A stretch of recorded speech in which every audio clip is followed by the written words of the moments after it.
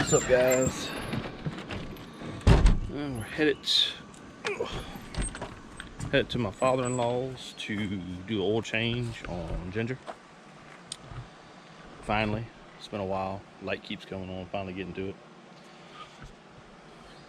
Got my Rockstar. Not sponsored. Not yet. Maybe, hopefully. So I'm gonna give y'all a sorry for so close. I'm gonna give y'all a cold start. And I think it's like 80-degree weather here in Virginia. It's always nice still to hear it though.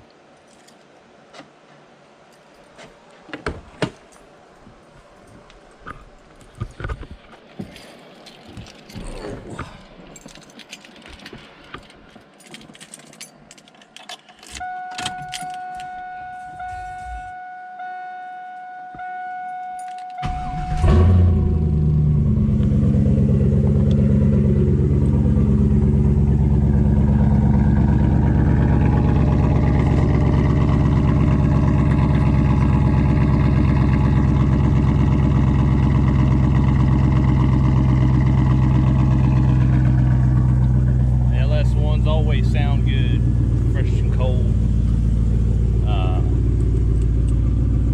Even when they're stock, just got SLP exhaust on it. Kind of can't beat it.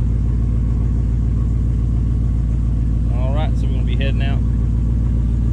Probably do a little time lapse on the trip there, and go over the oil change, and I'll probably also might do a different video, but I gotta change out the thermostat housing because it's leaking, so I got a new one of those. Probably do that too while I'm over there. Knock it all out while I got a chance to be in the shop. So I hope y'all enjoy the video.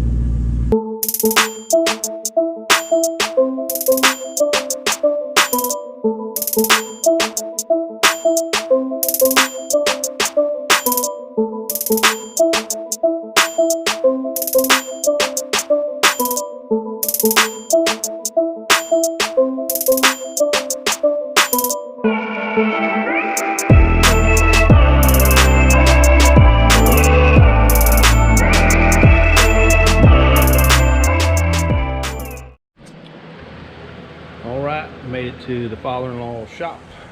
Got the car up on a lift. Basically how to do oil change, I guess. If you don't have a lift, you can use a jack and some jack stands so you're safe. You can't see it now because I already did it.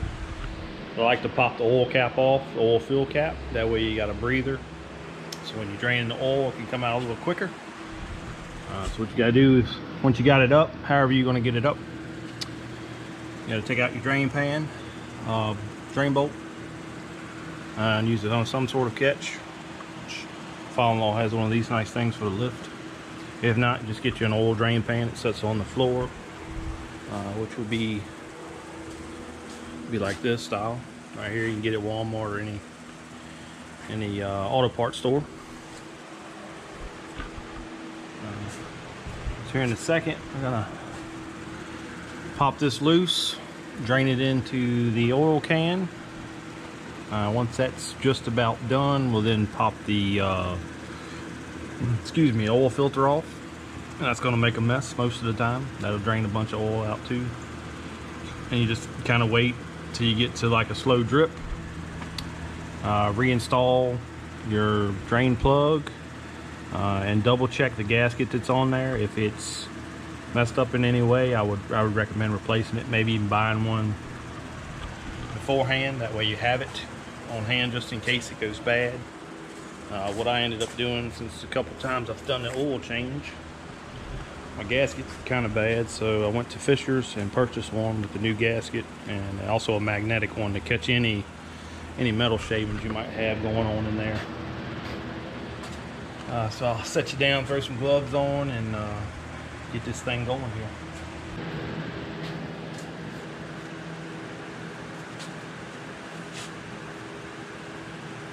I always like to get this as clean as possible too before I break it loose, minimize the amount of dirt getting everywhere.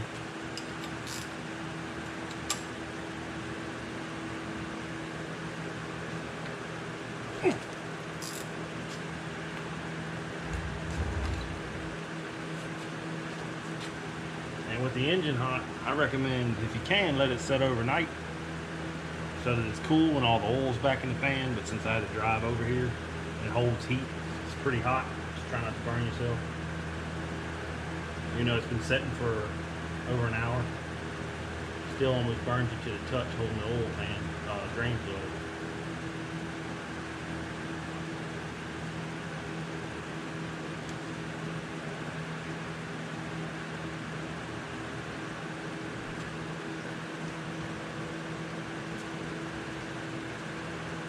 And then, since I'm getting a new one, got a new one for it, I'm gonna clean this one off anyway and take a look at the metal shavings if there's any on the magnet.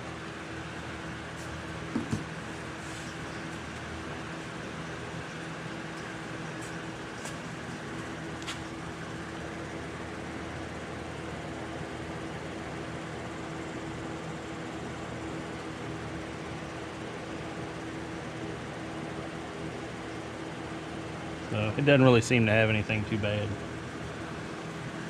Now it's a waiting game.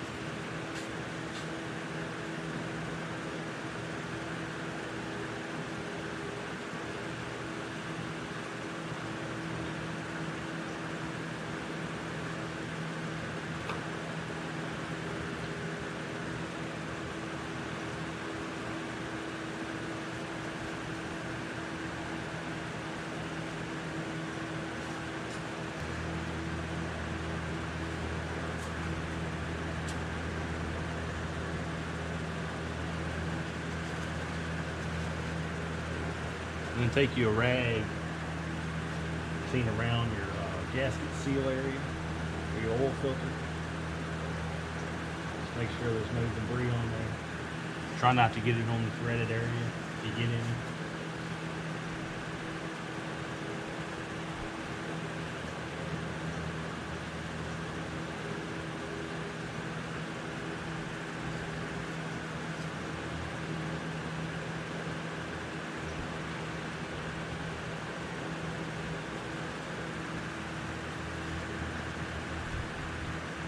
Good.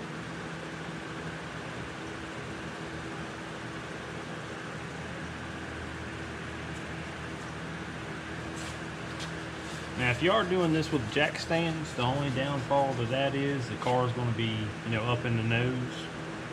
So you're going to end up with probably some residual oil from here to back in the back of your oil pan. I mean, it's not going to really hurt anything unless there's water or something in it from a head gasket or something leaking. But if you can get it flat, jack it up in the back or run it up on some ramps and then jack the back up to level the car out. Try to get your pan level as possible. That way you get as much of the old oil out as you can before you put new oil in.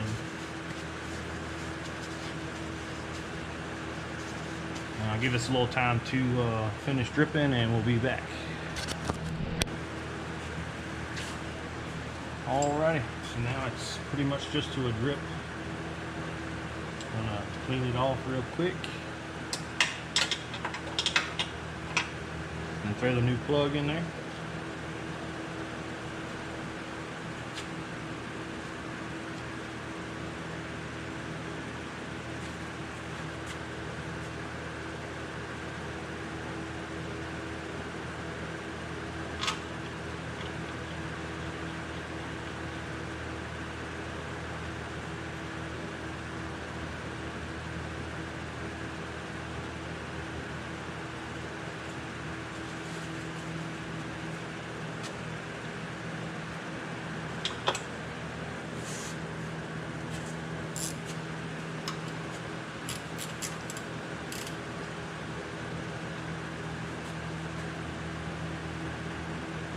snug it down. I know there's a torque spec, but I'm not sure what it is without looking it up. So I snug them down. As long as you make sure they're tight, usually you don't have any trouble with them.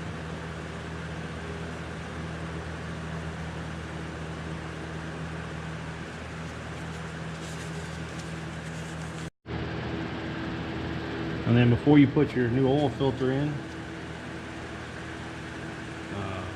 rub a little oil. Helps the gasket spin on there easy without popping loose.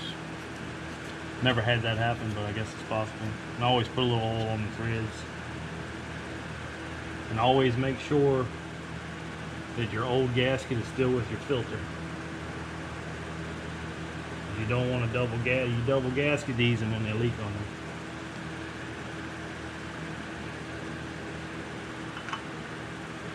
And we'll spin it on.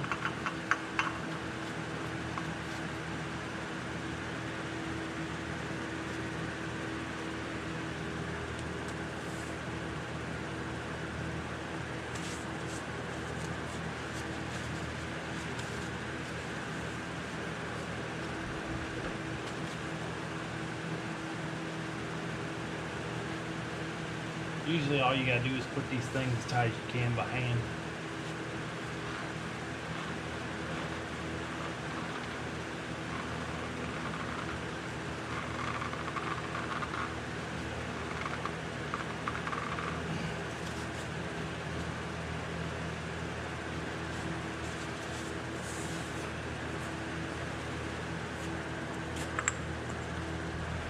And I'm gonna give it just a little bump.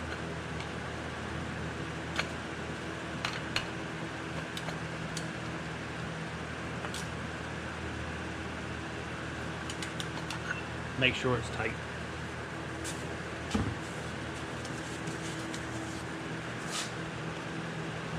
And now that that's all done, you gotta drop it down, add your oil. And with this style, with it being a bottom one, you can put oil in it beforehand. It won't be filtered, but it will suck it through and you won't have that little initial hit where you don't have fuel pressure. Oil pressure. But being I ran this today, it's fully oiled down. Probably if you let it set overnight, I would probably recommend, if you can, put some oil in there just so you don't have a initial dry cycle when you start. But this should be oiled good enough to hold out.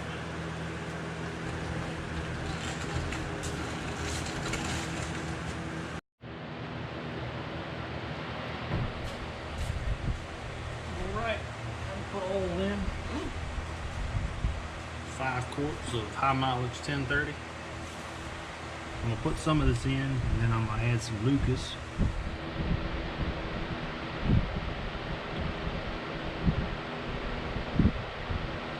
Not sponsored by any of these. Valvoline, unless you want to, I'll take it. Lucas also. I'll take a sponsorship from y'all too.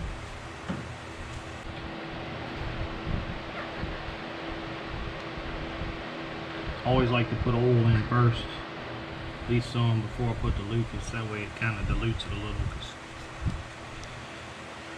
you don't want the oil pump to pick up the Lucas right away because it's such a thick oil sub. See, like honey. And it'll starve it for oil pressure for a little bit before it pulls it through. Hopefully that fan noise ain't too bad.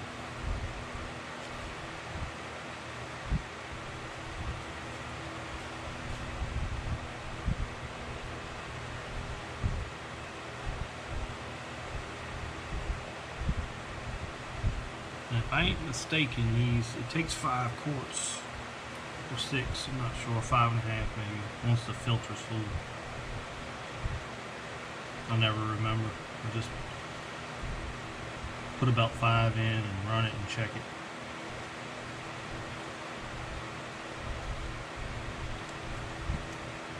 Make sure once it's cycled all the oil through, you still have it within your hash marks on your dipstick. That's where I tend to keep it.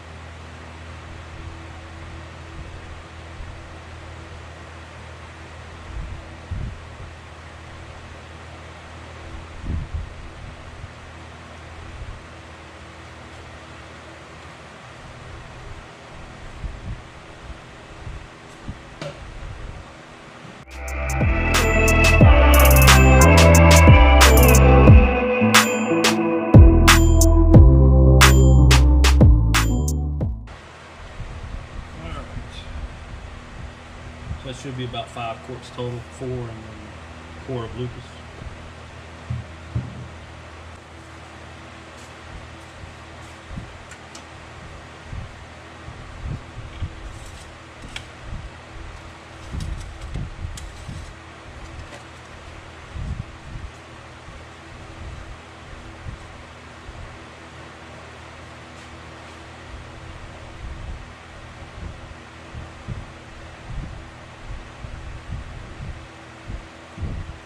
That's almost to the top of the hash marks. So once I start it up, I'll definitely have to add some more.